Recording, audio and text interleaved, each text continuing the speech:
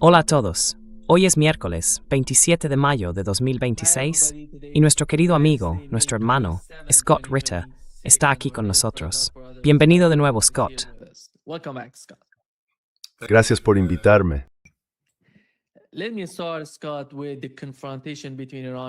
Déjame empezar, Scott, por la confrontación entre Irán y Estados Unidos. Finalmente, todo el mundo hablaba de negociaciones, de conversaciones, de mensajes entre las dos partes.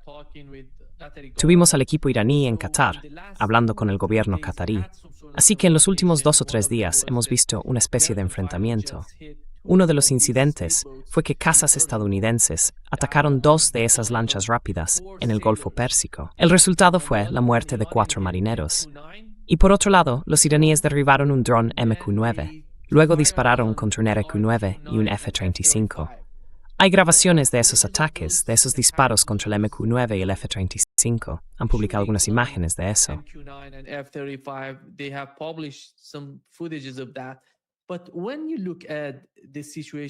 Pero cuando miras la situación entre Irán y Estados Unidos, yo diría que no hay negociaciones reales en marcha. Las dos partes se están comunicando a través de Pakistán o del gobierno de Qatar, algo así. Aunque quizá, no lo sé, podría haber alguna llamada telefónica entre bastidores. No puedo confirmarlo, porque no he visto ninguna noticia en los medios persas que hable de eso. Por eso supongo que solo están enviándose mensajes de un lado a otro por medio del gobierno pakistaní. ¿Cuál es tu interpretación de lo que está ocurriendo?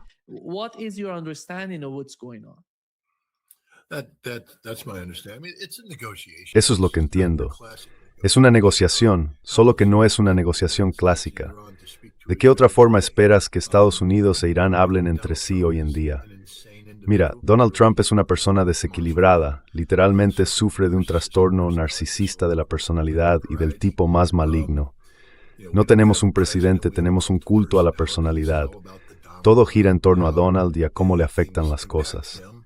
Luego está el gobierno iraní. Todo gira en torno a Irán y a la realidad geopolítica, y ellos viven en el mundo real. Así que cada vez que mezclas el mundo real con un mundo de fantasía, vas a tener un vacío entre ambos. Y ese vacío es imposible de cerrar directamente. Así que supongo necesitas intérpretes de sueños. Y ahí es donde entran Pakistán y Qatar.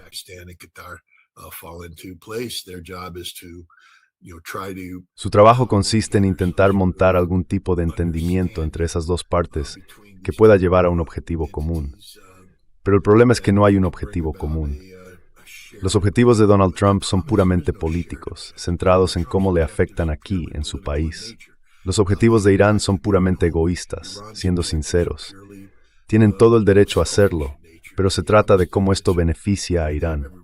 Irán, que es la parte agraviada. Irán que fue atacado en un ataque sorpresa, un acto de perfidia por parte de Estados Unidos e Israel, el 28 de febrero. Y bueno, nunca volverán a encontrarse. Quiero decir, incluso si se llega a un acuerdo temporal, hay que entender que algunos de los textos que ha publicado la prensa iraní ya hablan de cuestiones que se están posponiendo.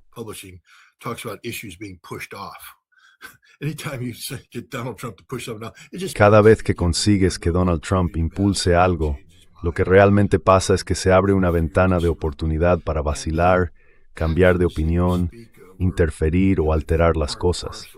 Y las acciones de las que hablas, bueno, creo que forman parte de lo que va a ser la nueva realidad. Creo que ambos partidos entienden que tiene que haber libertad, o al menos una libertad relativa, de navegación en el estrecho de Hormuz. Lo que Estados Unidos obtendrá de eso es el flujo de energía, que ayudará a aliviar una crisis económica global. Lo que Irán obtendrá es que se le permitirá cobrar un impuesto medioambiental, o como quieran llamarlo. Y creo que ese va a ser más o menos el único acuerdo posible. Un acuerdo que sinceramente no sé si llegará a plasmarse por escrito, porque no creo que Donald Trump sea capaz de llegar a un acuerdo.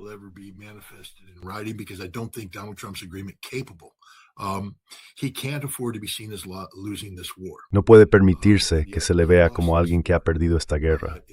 Y sin embargo, la ha perdido. Así que creo que ahí es donde estamos ahora mismo. Todas las partes están centradas en cómo mantener el flujo del transporte marítimo a través del estrecho de Hormuz. Lo que ocurrió con el derribo fue un choque pensado para que Estados Unidos dejara su huella, para decir, seguimos aquí, seguimos siendo relevantes, seguimos siendo grandes y al mando. Pero en algún momento tendremos que dar un paso atrás y permitir que el tráfico continúe. Ahora bien, eso no significa que vaya a haber un acuerdo sobre los temas más difíciles, el programa nuclear, los misiles balísticos, Líbano, los altos el fuego, todo eso. Es difícil saber hacia dónde vamos. Es imposible, porque una vez más ya lo he dicho antes.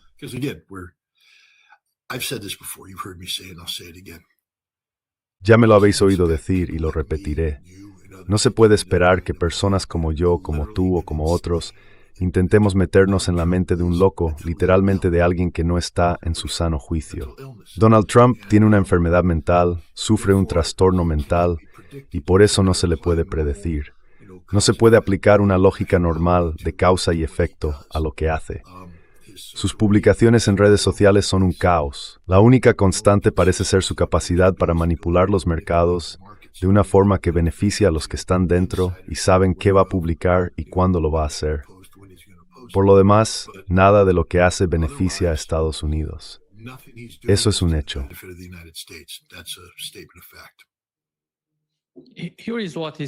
Eso es lo que ha dicho hace unos momentos sobre Estrecho de Hormuz y su comentario impactante sobre Omar. Esto es lo que ha dicho. Irán quiere controlar el Estrecho de Hormuz. ¿Aceptaría un acuerdo a corto plazo que permitiera a Irán y a Omán controlar el estrecho? ¿Y tendrían que abrirlo de inmediato o estaría dispuesto a que eso ocurriera con el tiempo? No, el estrecho va a estar abierto para todo el mundo. ¿Y quién lo controlaría? Son aguas internacionales. Nadie va a controlarlo. Nosotros lo vigilaremos. Lo vigilaremos, pero nadie va a controlarlo. Eso forma parte de la negociación que tenemos. A ellos les gustaría controlarlo. Nadie va a controlarlo. Son aguas internacionales. Y Omán se comportará como los demás o tendremos que volarlos.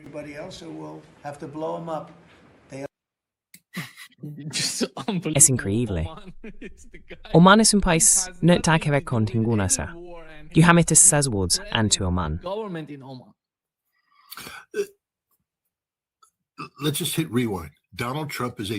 Vamos a rebobinar un momento. Donald Trump es una persona con problemas mentales. Bien, piensa en el nivel de narcisismo que hay en todo lo que acaba de decir. Nosotros vigilaremos eso. ¿De verdad? Ese es tu trabajo, Donnie, cariño. ¿Quién te nombró guardián del Estrecho de Hormuz? Vive en su propio mundo de fantasía. Ya lo intentaste, Donald, e Irán te dio una bofetada, perdiste. No puedes reabrirlo, no tienes ninguna capacidad. Estás ahí sentado con un secretario de defensa al que le dieron una paliza y un secretario de Estado o asesor de seguridad nacional que te dio algunos de los peores consejos de la historia. Estás rodeado de perdedores y tú eres el perdedor definitivo. Vamos, literalmente, habría que pegarle una L en la frente.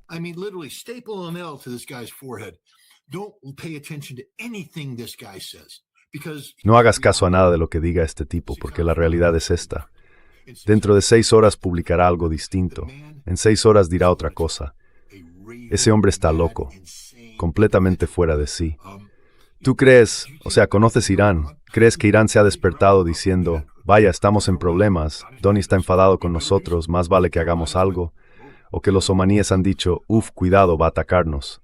No va a hacer nada contra Omán, nada. Son amenazas vacías, no le queda nada. Ya lanzó su golpe más fuerte. Es como si se hubiera subido al ring con Mike Tyson, le hubiera dado su mejor puñetazo en la mandíbula y se le dijera, venga, sigamos.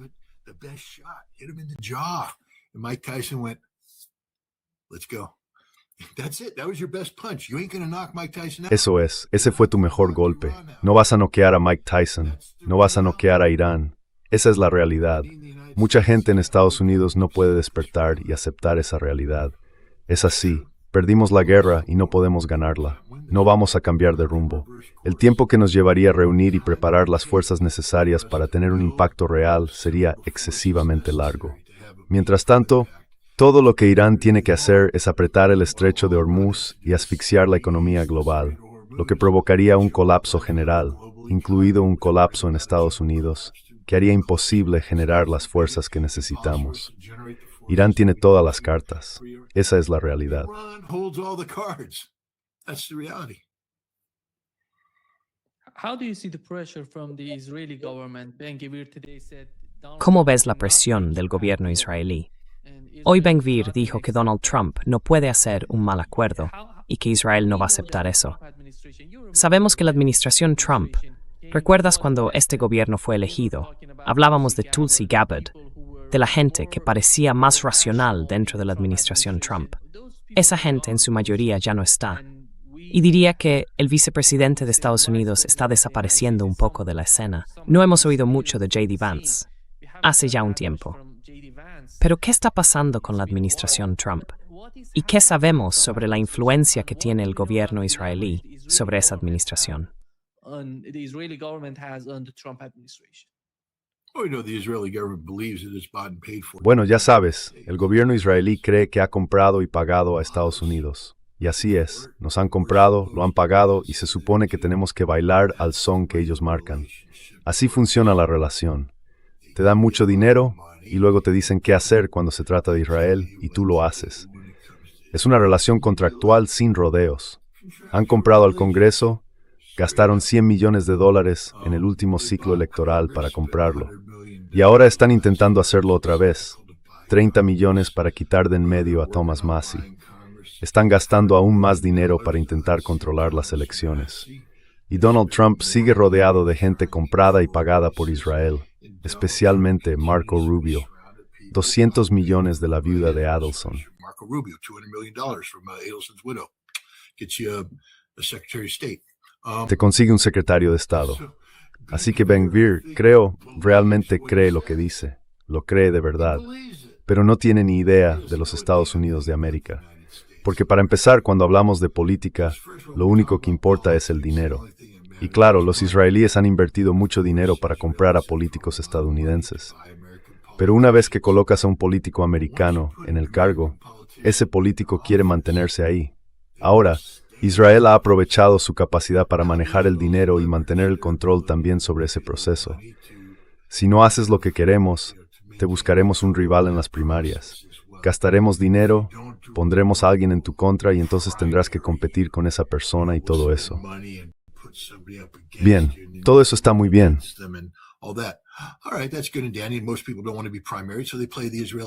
La mayoría de la gente no quiere enfrentarse a unas primarias, así que juegan al juego de Israel porque no tiene ningún coste. El pueblo estadounidense ha demostrado que, literalmente, no hay ningún inconveniente en ser pro-israelí.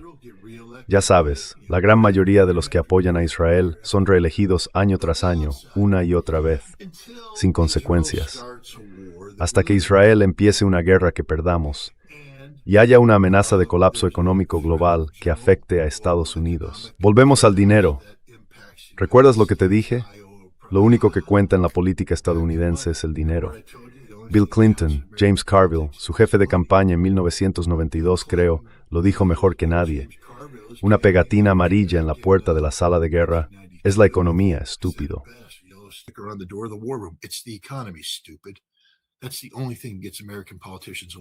Eso es lo único que hace que los políticos estadounidenses salgan elegidos. Ningún político en Estados Unidos gana unas elecciones por Israel. Israel es un factor de apoyo. Todos los políticos estadounidenses se eligen por la economía. Al final, todo se reduce a cómo se siente la gente con su cartera y su cuenta bancaria cuando va a votar. Y ya está. Todo lo demás es puro adorno. Si tienes dos partidos que juegan las mismas cartas económicas, entonces puedes elegir, ya sabes, el control de armas, el aborto, Israel y esas cuestiones para inclinar un poco la balanza. Pero en el fondo, lo que importa es qué partido creen los estadounidenses que les va a dejar más dinero en el banco a final de mes.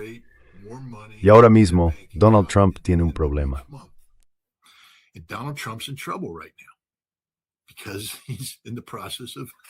Porque está en pleno proceso de destruir la economía de todo un país. Y Israel está en problemas.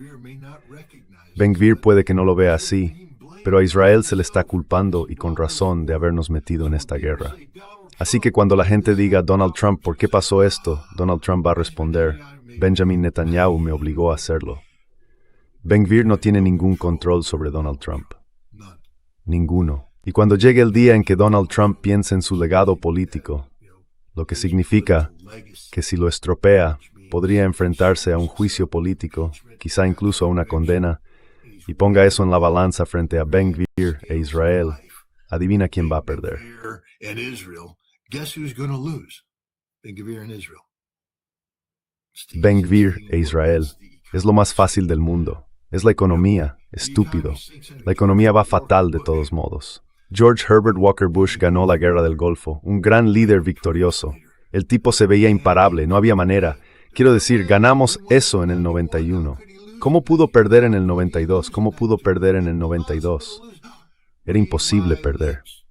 Lean mis labios, no habrá nuevos impuestos, y luego puso nuevos impuestos. Y ahí se acabó todo para él. Ganar una guerra no importó. Ser el mejor presidente en seguridad nacional no importó. Era la economía, estúpido. Bill Clinton tenía razón. Es así de simple. ¿Sabes quién lo sabe muy bien? El jefe de Ben Gvir, Benjamin Netanyahu. Ben Gvir's boss, Benjamin Netanyahu. He gave an interview where he said we have to decouple ourselves. Concedió una entrevista en la que dijo: tenemos que desvincularnos financieramente de Estados Unidos en un plazo de 10 años. Porque él ve, no hace falta ser meteorólogo para saber de dónde sopla el viento. Él ve el clima, ve lo que está pasando y ve a Estados Unidos con claridad. El 60% de los estadounidenses ya se ha desencantado de Israel. No lo apoyan plenamente. Esa cifra va a empeorar a medida que la economía se deteriore. Y cuando busquemos a quién culpar de esto, a Israel. Y él reconoce que en algún momento Estados Unidos va a cortar el cordón umbilical. Ben Gvir se equivoca. Israel no puede dictarle nada a Estados Unidos, a menos que Estados Unidos quiera que se lo dicten.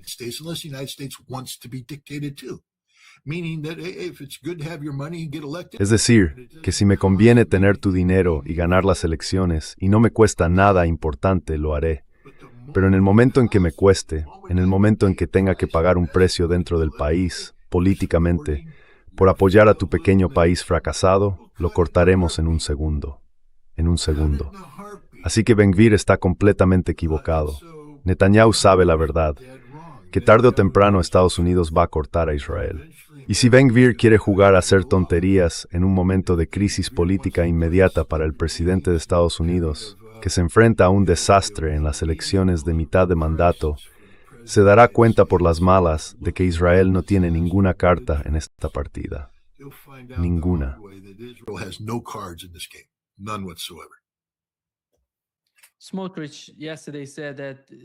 Ayer Smotrich dijo que Benjamin Netanyahu obligó a Estados Unidos a entrar en esta guerra. Y dime, Scott, ¿qué más puede hacer Estados Unidos por Israel? Yo diría que este es el objetivo final para Israel, que Estados Unidos ataque a Irán. ¿Qué más pueden hacer? ¿Qué es lo que quieren de Estados Unidos? No lo entiendo. No entiendo cuando dicen, queremos continuar la guerra. ¿Qué significa eso para Israel? ¿Y cómo se supone que eso les va a ayudar?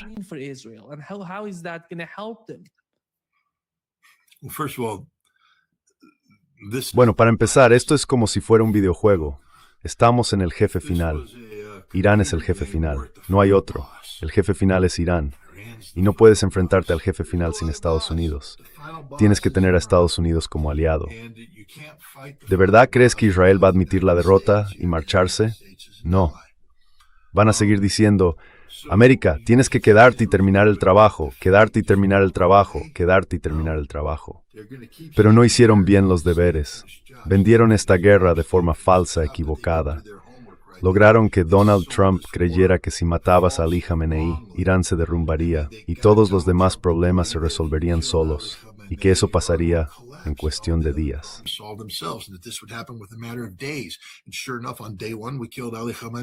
Y efectivamente el primer día matamos a Ali Khamenei. Irán no se derrumbó, todo lo contrario. Y ahora resulta que todo lo que Israel le dijo a Estados Unidos era mentira. Y Donald Trump está pagando el precio político por ello. Esa es la realidad. ¿Qué quiere Israel?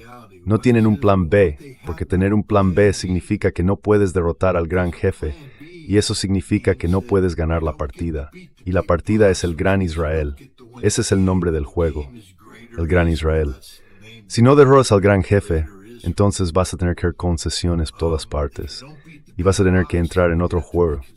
llamado Preserve Pequeño Israel. Game called Preserving Little Israel. But the cost you're going to pay for failing. Pero el precio que van a pagar por fracasar, por jugarse el todo por el todo contra el jefe final y perder, será probablemente un cambio drástico en la demografía de la región por la dificultad de seguir viviendo en Israel. La gente huirá y lo que tendrán será otro juego distinto, llamado solución de un solo Estado, llamado Palestina. Así que Israel ahora mismo está en una situación desesperada, literalmente desesperada. Y ya sabes, tipos gordos y genocidas como Ben Gvir y Smotrich seguirán soltando basura y tonterías. Pero al final van a pagar el precio políticamente. Quiero decir, yo no querría ser israelí hoy, digámoslo así. No va a ser una buena década para ellos. This is not going to be a good decade for them. Esto es lo que dijo Donald Trump sobre los acuerdos de Abraham. Nos gustaría que los países de los que hablábamos, Arabia Saudí, Emiratos Árabes Unidos, Qatar y los demás, se unieran de inmediato. Steve Witkoff está trabajando en eso con Jared y con otras personas. Pero queremos que se unan a los acuerdos de Abraham. Sería histórico si lo hicieran. Creo que nos lo deben, sinceramente, porque eso sería una señal realmente importante. Y pienso que esos países nos lo deben.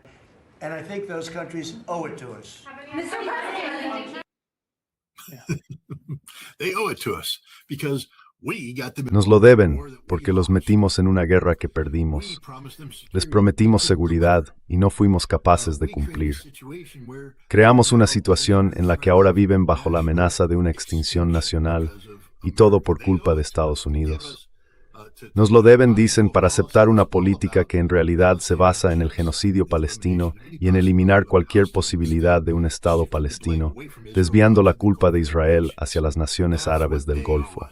Eso es lo que, según ellos, nos deben. Donald Trump es el otra vez está loco, ¿vale? Tenemos que dejar de tratarlo como si fuera una persona normal.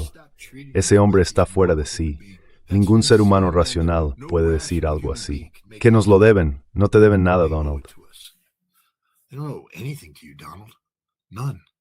I mean, Ninguna. Quiero decir, ¿entiendes la locura que hay implícita en esa afirmación? Este hombre no está bien. Y el hecho de que Hegseth y Rubio se sienten ahí, asintiendo dócilmente, tampoco están bien. Son facilitadores de la locura. Hubo un tiempo en que la gente se burlaba de Joe Biden por, digamos, crueldad hacia los mayores, por mantenerlo en escena cuando estaba claramente fuera de lugar. Pues bien, ahora tenemos una situación en la que hay personas que están facilitando a alguien con problemas mentales. Y la mayoría diría que eso es abuso. Pero es un abuso de una nación, un abuso del mundo, por parte de un individuo clínicamente desequilibrado que cree que se le debe algo en lo que nadie ha creído realmente de forma seria. something that nobody ever bought into in a major way. I mean, the Saudis have clearly linked. Quiero decir, los saudíes han dejado claro que vinculan los acuerdos de Abraham con la creación de un Estado palestino. Y si no vas a reconocer un Estado palestino, ¿por qué crees que los saudíes van a hacer algo por ti? Es un hombre enfermo. Donald Trump es un hombre enfermo. No está bien. Y por desgracia, la gente no está aplicando la enmienda 25. Él sigue ejerciendo como jefe del Ejecutivo. Y por eso este hombre enfermo, cuando publica algo o cuando habla, tenemos que escucharlo. Pero intentamos darle un poco de sentido común, de lógica, de análisis a lo que dice, y no se puede. No se puede. Nada de lo que dice tiene sentido. Vive en un mundo de fantasía. Nothing he says makes sense. He lives in a fantasy world.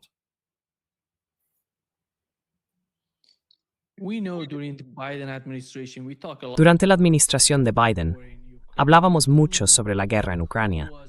Sabíamos quién estaba al mando, quién hacía esto o aquello. Anthony Blinken, Jake Sullivan, Victoria Nuland. Todas esas personas que de una forma u otra estaban al frente de las políticas relacionadas con Ucrania y con la política exterior. Ahora mismo, mucha gente se pregunta quién está al mando en la administración de Trump. ¿Es el propio Donald Trump?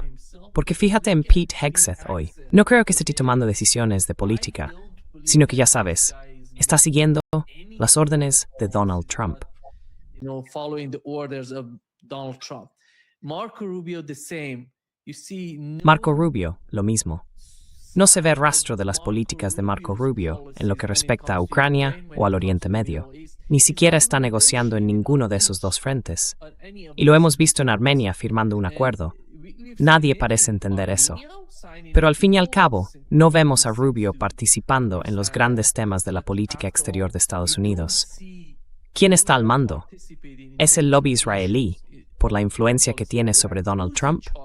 ¿O es el propio Donald Trump quien decide sobre estas cuestiones? ¿Cuál es su valoración al respecto?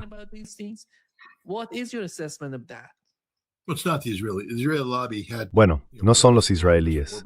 El lobby israelí nos metió en esta guerra, pero la perdimos. Y ahora Israel ya no tiene voto. Quiero decir, seamos claros, Israel no tiene voto. Pueden gritar, pueden protestar, pero son irrelevantes. Esto va de política interna estadounidense. Eso es lo que mueve a Donald Trump. Si no puede venderlo al público estadounidense, paga un precio político. Así que olvidémonos de Israel. Quiero decir, otra vez, hablemos de Hexet. Hexet promovió una guerra que no se puede ganar. Y llevar por las consecuencias.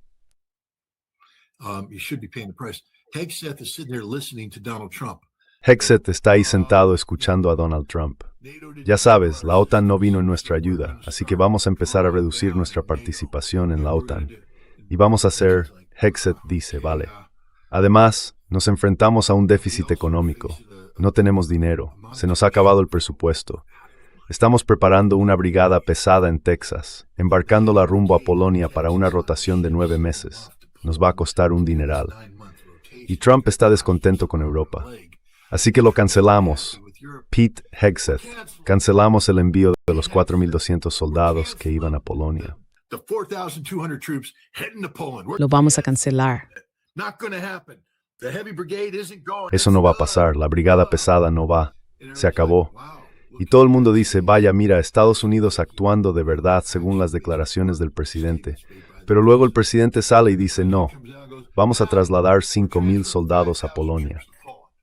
Ahora imagina ser polaco y pensar, ¿qué demonios está pasando aquí? Imagina ser un estadounidense medio que no sabe nada de nada, porque el estadounidense medio piensa, 4.200, 5.000, da igual, ¿no? No, los polacos sí saben la verdad.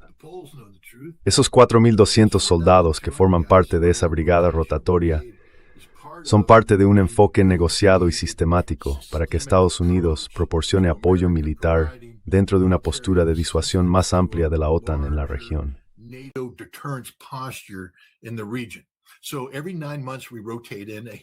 Cada 9 meses rotamos una brigada blindada pesada. Tenemos acuerdos sobre el estatuto de las fuerzas diseñados precisamente para eso, y son muy completos, porque tenemos que llevar nuestros barcos hasta Hamburgo, descargar el material y trasladarlo después a Polonia. Así que hemos negociado la forma de hacerlo posible.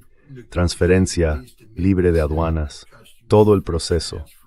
Una vez allí, tenemos acuerdos sobre el estatuto de las fuerzas que regulan dónde se alojan y cómo operan. Esta brigada no permanece junta como tal, la enviamos a entrenar al norte, la mandamos al sur, la movemos por toda Europa. Y 9 meses después, rota de nuevo y sale.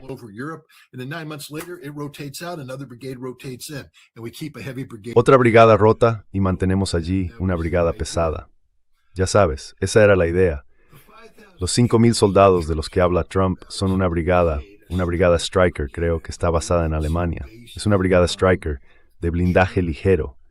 No es una brigada de blindaje pesado, pero son 5.000 soldados. No existe un acuerdo sobre el estatuto de las fuerzas con Polonia para hacer eso. No se puede simplemente intercambiar una por otra. No estamos hablando de una rotación temporal, sino de un traslado permanente. Lo que significa que ahora necesitamos un acuerdo sobre el estatuto de las fuerzas como el que tenemos con Alemania, negociado a largo plazo. ¿Y qué pasa con las familias que viven allí?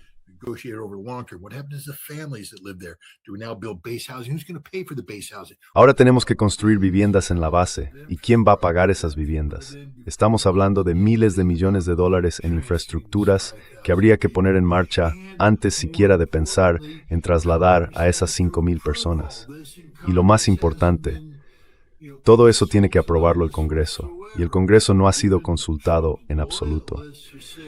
Incluso los leales a Trump están diciendo, nunca habíamos oído hablar de esto. No va a pasar. Así que, desde la perspectiva polaca, la realidad es que no van a recibir esos 4.200 soldados y esos 5.000 soldados nunca van a llegar allí. O sea que no reciben nada. Nada. Esa es la realidad de la forma de hacer política de Trump. That's the reality of Trump policymaking. This is the insanity of the system. Esto es la locura del sistema, es una auténtica barbaridad. Mira a Mike Pompeo. Fue secretario de Estado y asesor de Seguridad Nacional.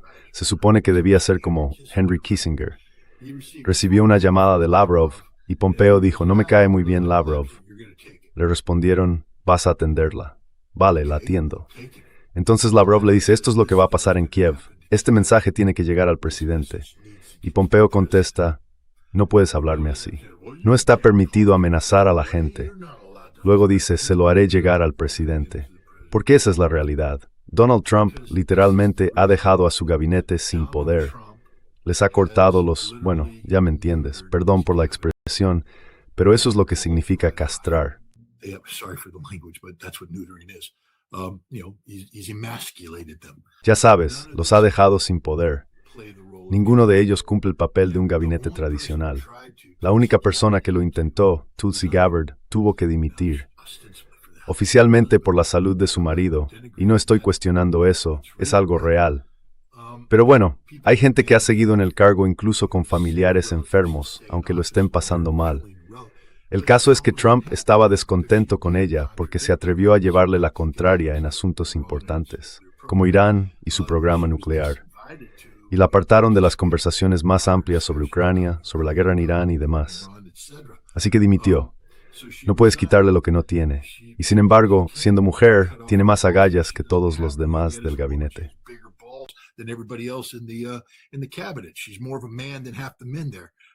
Ella tiene más agallas que la mitad de los hombres que hay ahí, porque al menos defendió algo y tuvo integridad. Y al final, cuando se enfrentó al hecho de que el presidente no cumplía con sus deberes y responsabilidades como comandante en jefe, hizo lo honorable y dimitió. Todos esos miembros del gabinete deberían dimitir o invocar la enmienda 25 y librarse de este hombre loco, pero no lo van a hacer. ¿Quién está al mando? Me gustaría decir que Donald Trump, pero está fuera de sí. Así que no hay nadie al mando. Literalmente, nadie está al mando. No puedes decir que es Donald Trump porque cambia de opinión cada 6 segundos. Eso es lo que pasa cuando tienes a un hombre desequilibrado, un narcisista esquizofrénico al que literalmente puedes hacer tomar una decisión solo con amenazar su ego. ¿Entiendes lo peligroso que es eso? ¿Lo fácil que es manipular a este hombre? How easily manipulated this man is?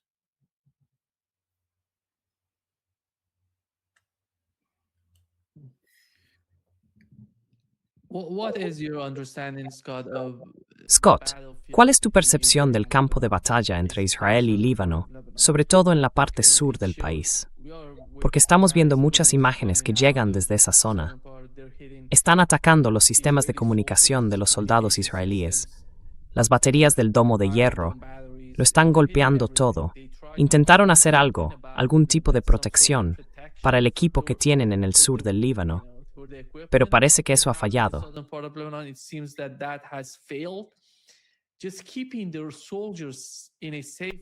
Mantener a sus soldados a salvo en la zona sur del Líbano se está convirtiendo en uno de los mayores desafíos a los que se enfrenta ahora mismo el ejército israelí. ¿Y cuál es tu interpretación de eso? Porque ayer dijeron que la línea amarilla y que iban a cruzar la línea amarilla que ellos mismos trazaron en el sur del Líbano.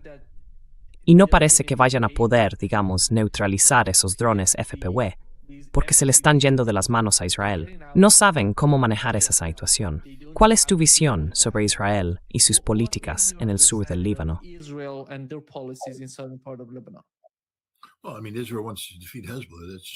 Bueno, a ver, Israel quiere derrotar a Hezbollah. Ese es su objetivo estratégico. Llevan tiempo trabajando en eso en varios frentes. Pero al final, para derrotar a Hezbollah hay que ganar en el campo de batalla. Y ahora mismo Israel está atascado en la línea amarilla. No consiguen avanzar. Cada vez que sus fuerzas intentan cruzarla, Hezbollah les derrota sin problemas. Las fuerzas Radwan son mejores que las fuerzas de defensa de Israel cuando se trata de un combate directo. Israel está intentando concentrar tropas y abrir una brecha, pero el problema de concentrar fuerzas es que eso exige sostenibilidad. Hay que llevar la logística necesaria para que esa masa tenga la capacidad de avanzar.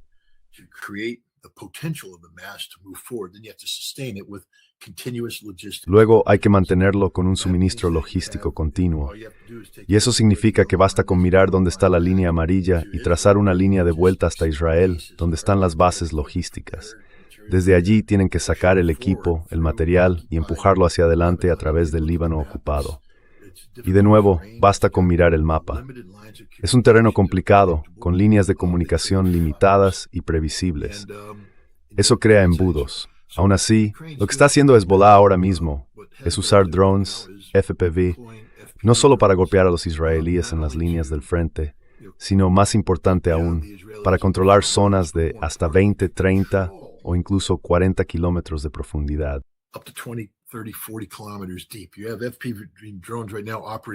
Ahora mismo hay drones FPV operando dentro de Israel, eliminando objetivos, pero lo más importante es que están interrumpiendo la capacidad de sostenimiento. Y eso significa que no puedes lanzar una ofensiva. No puedo dirigir una operación ofensiva con una logística que falla, porque cuando me comprometo de verdad.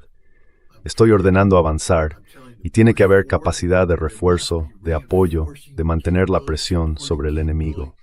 En el momento en que dejas de mantener esa presión, el enemigo se recupera y puede contraatacar, cerrar el paso, golpear de nuevo, desorganizarte y tu ofensiva se apaga.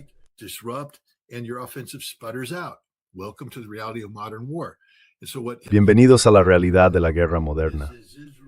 Lo que está haciendo Hezbollah ahora mismo es que, mientras Israel intenta avanzar, están rompiendo la capacidad de sostener la operación con estos ataques FPV.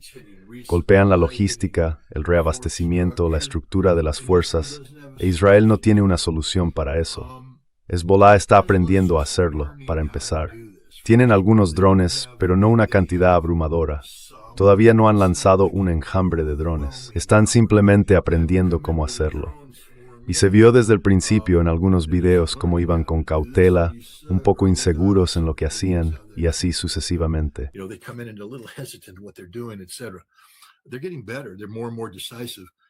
Están mejorando. Son cada vez más decisivos. Te diré algo. Si fueran operadores de drones rusos o incluso ucranianos usando los recursos que tienen Rusia o Ucrania, las fuerzas de defensa de Israel habrían sido borradas del campo de batalla, eliminadas por completo, porque no saben operar en este tipo de entorno. Y Hezbollah está mejorando una y otra vez cada vez más, y los israelíes no tienen una solución. Quizá la encuentren en algún momento. Las soluciones existen, pero requieren una estructura de fuerzas adecuada.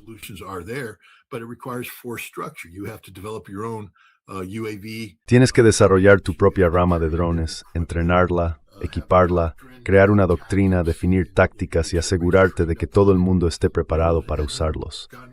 Israel ni siquiera ha empezado. Hezbollah, en cambio, ya ha dado pasos importantes. Pero ahora imagina que estás en Estados Unidos o en cualquier país de la OTAN y quieres enfrentarte a los rusos. No tienes ninguna posibilidad, ninguna. No saldrías ni de las posiciones avanzadas. Estarías muerto antes de darte cuenta, porque Rusia domina el uso de drones. Ucrania tiene capacidades con drones que Occidente no posee. E Israel no tiene nada para contrarrestar la superioridad de los drones de Hezbollah, que en este momento es total.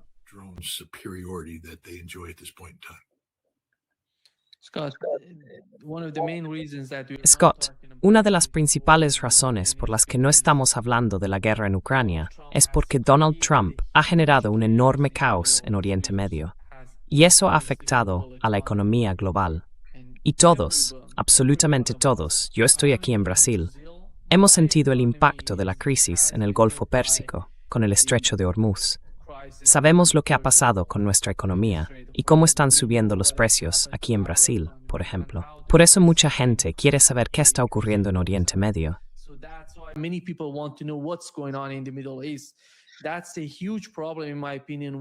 En mi opinión, ese es un problema enorme, sobre todo si miramos lo que está pasando en Ucrania. La escalada sigue y sigue, con los ataques de drones ucranianos contra civiles en Rusia, que de alguna manera están aumentando la tensión. ¿Quién está proporcionando esos drones? Sabemos que los europeos lo están haciendo. Los propios ucranianos también están produciendo algunos. Y el resultado de toda esa producción de drones es una nueva escalada. Por eso, Rusia volvió a usar un misil ruso en Ucrania. ¿Hasta qué punto se está volviendo peligrosa la situación en el campo de batalla entre Rusia y Ucrania? In Ukraine, between Russia and Ukraine. Well, on the battlefield, first of all, you have to separate the two. Bueno, en el campo de batalla lo primero es separar las dos cosas. Está la realidad del campo de batalla y luego está esa otra realidad que ocurre al mismo tiempo. Las operaciones ucranianas con drones de largo alcance están teniendo cierto impacto en Rusia, pero sobre todo es un impacto psicológico.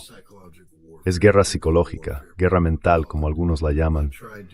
Buscan generar una sensación de impotencia, sembrar desilusión hacia Vladimir Putin y cosas por el estilo. No va dirigida a las élites liberales de Rusia porque ya no existen, no tienen poder político. Va dirigida a los verdaderos patriotas, a la gente que quiere ganar esta guerra y que ahora empieza a sentir que Rusia no puede ganarla, que Putin no va a ganarla, que no sabe cómo ganarla. Eso es lo que están consiguiendo estos ataques con drones de largo alcance.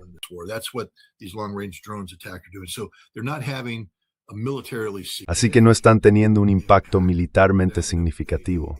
Están teniendo un impacto mentalmente significativo y por tanto un impacto políticamente significativo. Y cruzaron la línea roja.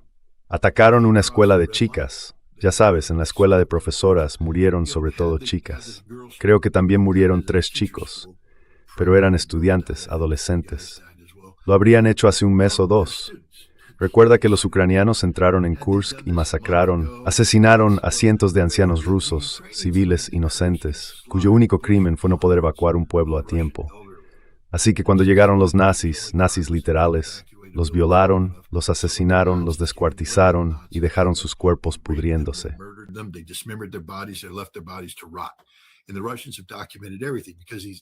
Y los rusos lo han documentado todo, porque esos nazis idiotas entraron allí y grabaron las violaciones, grabaron los asesinatos con sus teléfonos móviles, y luego salieron y los mataron los rusos que capturaron los teléfonos y pueden documentar los crímenes. Pero eso no hizo que Rusia cambiara el paradigma. Putin ha estado dirigiendo una guerra muy equilibrada, que por cierto está ganando. Me da igual lo que diga la gente pro-ucraniana en las redes sociales. Los hechos son los hechos. Putin ha estabilizado la situación económica de Rusia, ha cambiado las tornas, tiene una economía en crecimiento completamente movilizada en lo que respecta a la industria de defensa, produciendo las armas necesarias.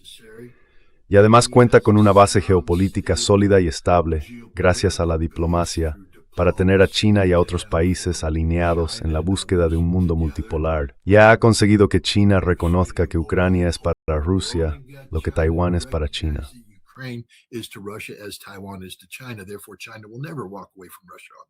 Por tanto, China nunca se va a apartar de Rusia en este asunto. Todo esto es una victoria que solo podía darse si Putin actuaba con mucho pragmatismo y paciencia en el campo de batalla. No quería dejarse arrastrar a una reacción exagerada que echara por tierra el apoyo diplomático, interrumpiera el desarrollo o la recuperación económica y en conjunto lo debilitara. Puedes ganar en el campo de batalla, pero perder estratégicamente. Putin ha ido frenando el ritmo en el frente, ganando en el plano estratégico. Pero el problema es que este ataque en la escuela, en este momento, fue la gota que colmó el vaso. Resultó ser la historia que el pueblo ruso ya no estaba dispuesto a soportar. Y eso tuvo consecuencias políticas. Y ahora el gobierno de Vladimir Putin está tomando medidas decisivas.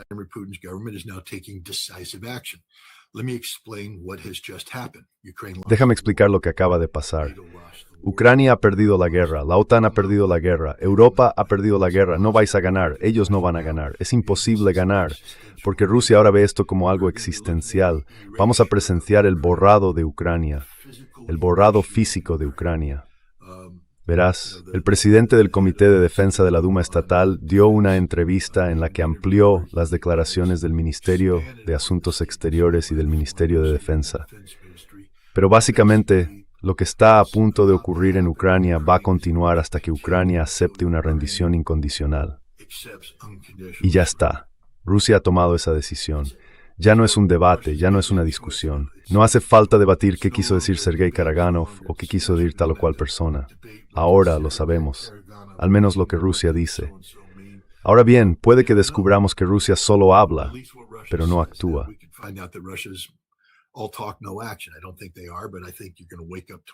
No creo que sea así, pero creo que mañana te vas a despertar viendo una realidad completamente distinta sobre el terreno, o muy pronto. Rusia ha dado tiempo suficiente para que la gente salga de Kiev. Creo que 48 horas es más que suficiente aviso. Así que veremos qué pasa esta noche. Podría ocurrir muy pronto, pero no va a ser solo una reacción, no será una simple respuesta. Creo que vas a ver toda una serie de reacciones. Vas a ver que se despliegan muchas capacidades, y esto va a mantenerse, no va a aflojar, no será algo de una sola vez. Esto es el final de Ucrania. Y si Europa quiere entrar en el juego, será también el final de Europa. Creo que Rusia está ahora mismo en un punto en el que ha terminado de jugar a juegos estúpidos con gente estúpida. Ahí es donde estamos.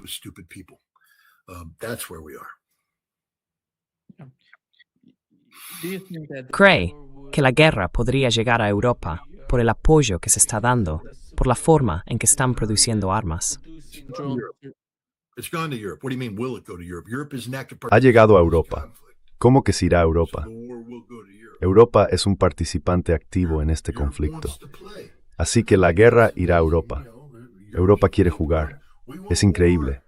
Europa sigue diciendo, queremos guerra, la queremos. Queremos ir a la guerra. Francia, estamos listos para la guerra. Inglaterra, estamos listos para la guerra. Alemania, estamos realmente listos para la guerra. La OTAN, estamos listos para la guerra. Los países bálticos, estamos listos para la guerra. No solo listos. Buscamos la guerra. Estaremos en guerra. Estamos en guerra. Eso es una cita de Pistorius, el ministro de Defensa alemán. Estamos en guerra con Rusia. Bueno, oye chicos, no hace falta pedirlo más de una vez. ¿Queréis una guerra?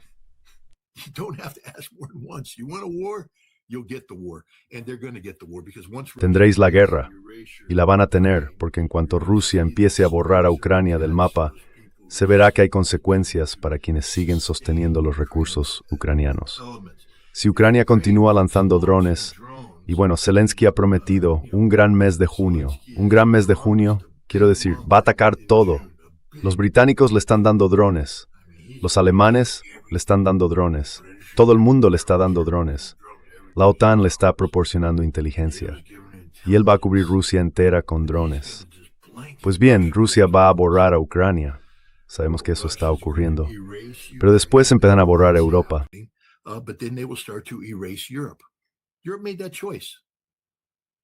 Europa tomó esa decisión. Ahora la única forma de salir de eso sería decir, nos equivocamos. No queremos más guerra. No estamos buscando una guerra. Y ya se empieza a notar ese pánico en los países bálticos, porque se dan cuenta de que han ido un poco demasiado lejos y se han quedado ahí, en el aire. Por eso aparece este grupo diciendo, vamos a defender a los bálticos.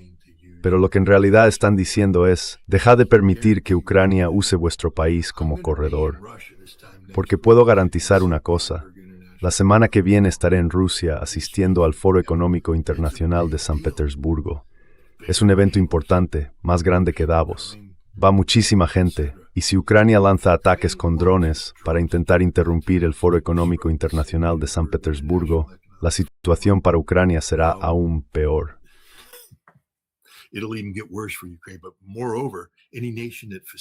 Además, cualquier nación que facilite el tránsito de drones ucranianos que ataquen San Petersburgo, ya sea durante este periodo o en el futuro, también va a pagar el precio más alto. Naryshkin, el jefe del servicio de inteligencia ruso, ha identificado creo que 7 centros de toma de decisiones relacionados con las operaciones de drones ucranianos en territorio letón. Y todo el mundo se une diciendo, no se puede hablar de eso, no está pasando realmente. Pero todos saben cuál es la verdad. Los letones saben cuál es la verdad. Y con este asunto de los drones, los letones están diciendo, tenemos que parar esto. Y lo dicen porque saben que Rusia los eliminará. Solo hay que mirar la producción rusa. Rusia dijo que empezó la producción en serie de un dron en agosto del año pasado.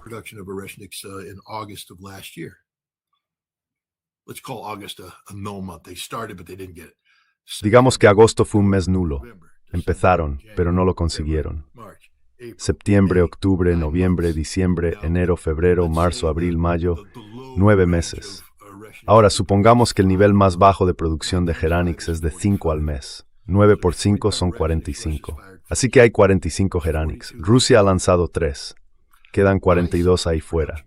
Yo digo que la producción podría llegar a 25 al mes, basándome en mi experiencia y en la observación directa en Votkinsk. Pero probablemente no sea así, porque hay recursos que compiten con los del JARS, que incorpora elementos que también usa el Geranic. Así que no puedes, ya sabes, desvestir a un santo para vestir a otro. Digamos entonces que en lugar de 25 producen 12. Es una buena cifra intermedia, 12. 9 por 12 son 108. No son 108. ¿Tenía razón? 18. Was that right? Yeah. No. Sí, 108 tiene razón. You're right. Marine. Matemáticas de los marines. Vamos, hombre. Sí, 108. 108. I said 118. Dije 118 al principio, pero luego pensé, no, eso no puede ser. Sí, 108. Pero lo acertaste justo después. Because every once in a while it clicks in. But the point. Porque de vez en cuando encaja, ¿no? Pero el punto, porque estoy contando con los dedos, bueno, mi punto es que 108 es totalmente distinto de 42 en cuanto a capacidad. Otra cosa, Rusia no se adelanta a lo que puede hacer. No se lanza más allá de sus posibilidades, por así decirlo. Cuando Rusia toma una decisión, tiene los recursos para respaldarla. Durante todo este tiempo, la gente dice, Rusia se va a quedar sin misiles. Y yo pienso, Rusia nunca se va a quedar sin misiles. Una vez que Rusia decide algo, sigue adelante con ello. Y eso es porque ya se ha tomado la decisión de que pueden mantener esa actividad y alimentar ese esfuerzo sin poner en riesgo sus capacidades estratégicas generales. Without sacrificing overall strategic capabilities. That's how the Russians think. Unlike the United States. Así es como piensan los rusos.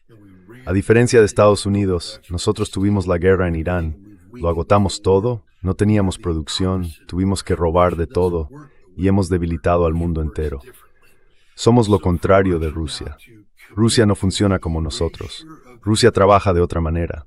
Así que, para que Rusia ahora se comprometa a borrar a Ucrania y mantenga la capacidad de lanzar ataques devastadores contra Europa,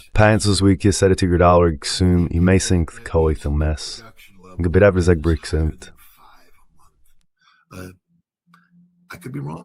No lo sé. We know also that they have other systems. También sabemos que tienen otros sistemas que no se han hecho públicos. Los rusos han presumido de ello.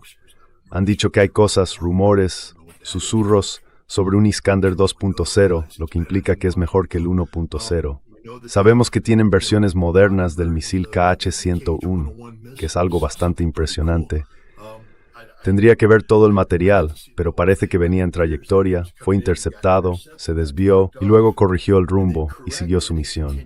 Y sabemos que al acercarse, lanzan contramedidas que están desviando a los misiles Patriot. Pero también tienen los Iskander M estándar, y los Iskander K, misiles de crucero de largo alcance. Iskander Ks, long-range cruise missiles. They've built those. Again, with countermeasures. Han construido todo eso, otra vez, con contramedidas. Los rusos simplemente tienen muchos sistemas disponibles. Incluso podrían usar los JARS con las ojivas hipersónicas maniobrables Avangard, no nucleares, para atacar otros objetivos.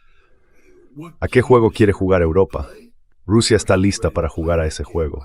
No creo que Rusia tome esta decisión a la ligera, porque los rusos piensan las cosas, analizan las relaciones de causa y efecto.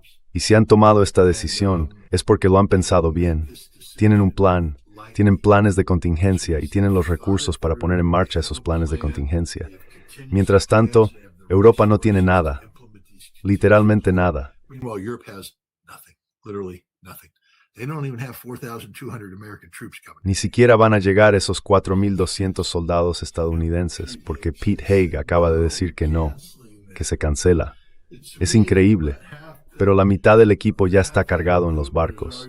Ahora tienen que descargarlo. Incluso habían enviado hombres y mujeres a Polonia como equipo de avanzada, y ahora tienen que volver a casa. Y la interrupción que eso supone, yo he estado en el ejército. Cuando una unidad se despliega, eso significa que ya han tomado todas sus vacaciones, o bueno, que han movido a sus familias. Muchos de ellos ya habían trasladado a sus familias porque, claro, no puedes tener a tu mujer con un bebé recién nacido viviendo en una casa de la base. Así que has tenido que mandar a tu mujer de vuelta a casa.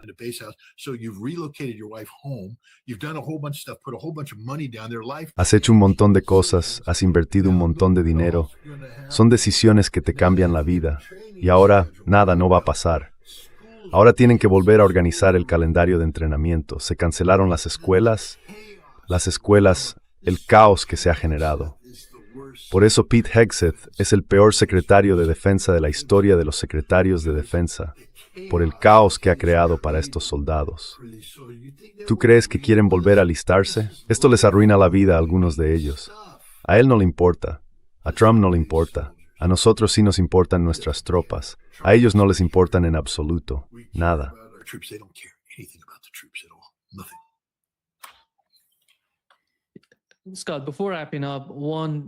Scott, antes de terminar, recuerdo que Tom Wilkerson dijo una vez que el país más peligroso de Europa es Polonia, por algunas personas irracionales que están al mando allí. Por cierto, que son quienes marcan las políticas en Polonia. Uno de ellos es Sikorski. Y esto fue lo que dijo.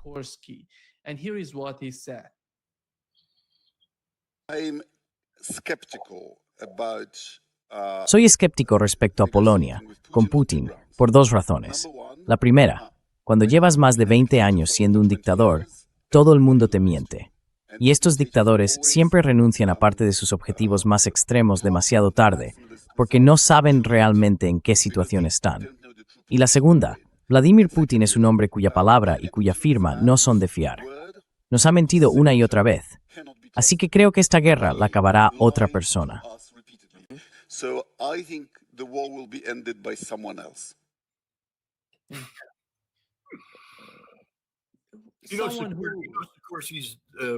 Por supuesto que es un criminal.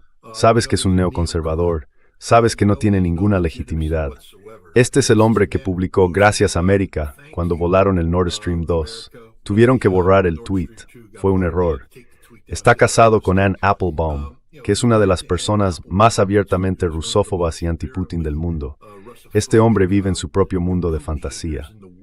Nada de lo que dijo ahí es verdad. Vladimir Putin nunca ha mentido sobre nada. Una mentira documentada, dame una sola mentira documentada. Sikorski miente sobre todo. Para empezar, es corrupto. Hay mucha corrupción que rodea a este hombre. No es limpio. Es terriblemente corrupto.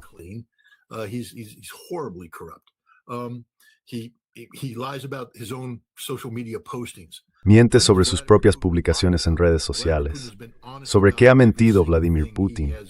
Vladimir Putin ha sido honesto en absolutamente todo lo que ha hecho, porque eso es lo que hacen los líderes legítimos. No mienten. Mira Kiev.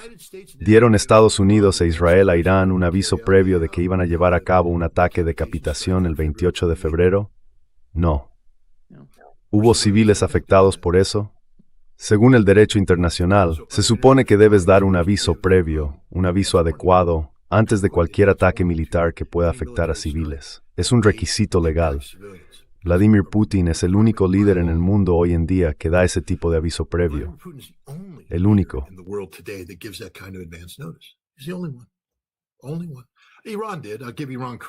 Solo uno. Irán. Le daré el mérito a Irán. Irán avisó con antelación a los israelíes. Siempre decían, aquí es donde vamos a atacar, salid de ahí. Así que Irán, increíble. Además, Irán cumple con el derecho internacional. Es curioso cómo funciona eso.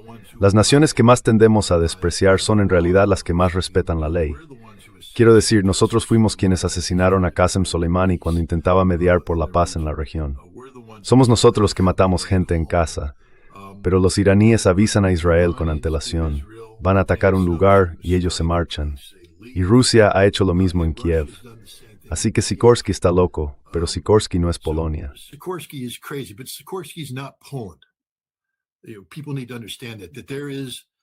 La gente tiene que entender que dentro de Polonia hay una enorme resistencia por parte de quienes comprenden las consecuencias de estas acciones. Y una vez más, creo que va a haber un gran despertar en Europa. Sí, voces como la de Sikorski y otras van a amplificarse ahora cuando Kiev sea borrada del mapa. Dirán, ¿veis? esto es lo que os advertimos sobre Rusia. Pero los que piensan con lógica van a decir, bueno, eso lo hicisteis vosotros. Vosotros creasteis esa situación. Vosotros provocasteis que ocurriera. ¿Y ahora queréis que nos pase a nosotros también? Así que animo a Sikorsky a que siga hablando, porque cada vez que lo hace, cava un poco más hondo el agujero para él, para su ideología, para su esposa enferma y perturbada, y para todos los que compran su visión neoconservadora de cómo debería funcionar el mundo.